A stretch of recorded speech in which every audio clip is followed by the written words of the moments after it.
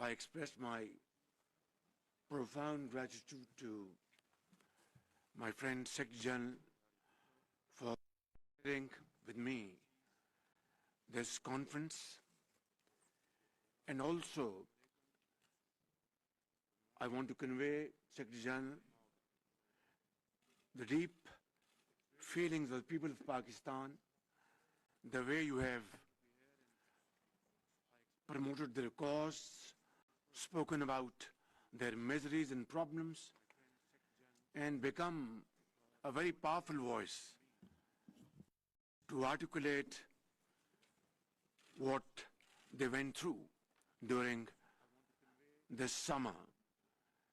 I remember on 10th of September, I was with you, along with Foreign Minister, in refugee camps in the province of Sindh and Balochistan, and you were standing by orphans, widows, mothers.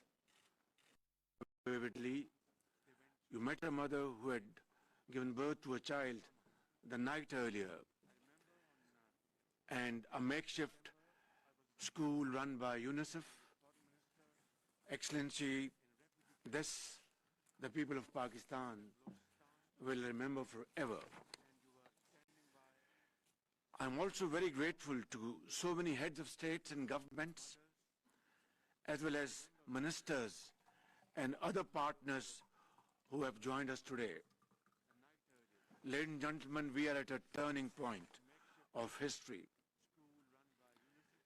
Events are moving faster than we can imagine. And it is not only a question of how to survive, but it's a question how to maintain our bodies. It's a question how to maintain our dignity and honor.